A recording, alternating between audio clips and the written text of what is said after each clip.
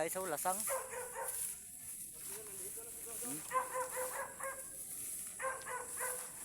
Paingon na may uli, mga ka-idol.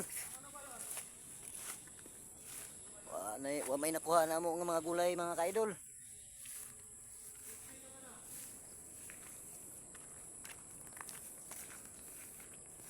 Muning poultry nga bagong ludinganan, mga ka-idol.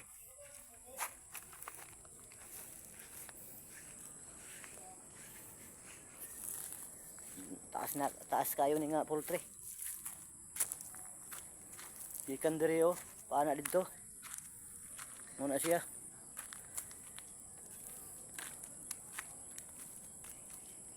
Isa ka hektarya ang daganan ani nga maungkuan poultry.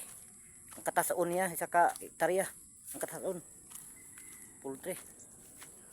Muna yung mga iyang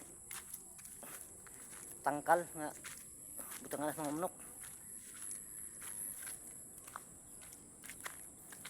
Upat ni ka building dire, mga ka-idol.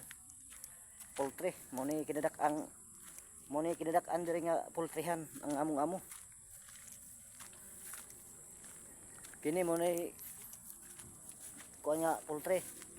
Mukuha sila og mga tao, mo hire og kisang gusto, mga ka-idol, mo trabaho poultry.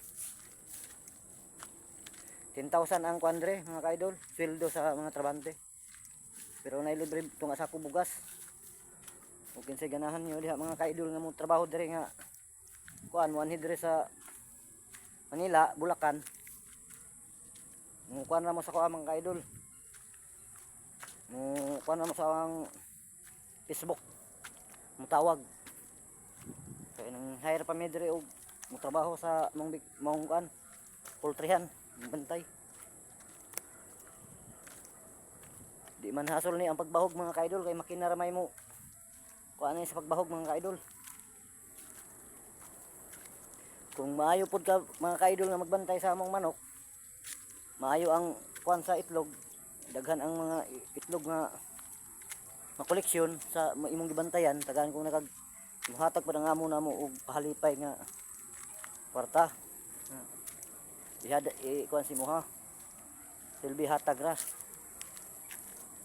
binantayan na sa manok, daghan ang itlog nga na koleksyon, matag poultry, muhatag og usayo 1,000, usahay 500, depende sa ni amo og ganahan siya mo pilay hatag niya kahinungod sa mga trabahante nga maayo ang pagbantay sa manok, pagam. Mo kontak ra mo sa akong Facebook, mga ka-idol, kay nanguha pa mi og tao dire. Mo ikuan dito sa bagong building, nagbantay. So moro to, mga ka-idol, ako ikakaw niyo, mga idol, kontakon ra ko niyo sa mong Facebook na ko, mga ka-idol, kung gusto mo na manarbaho mo, mga ka-idol, dire sa Bulacan.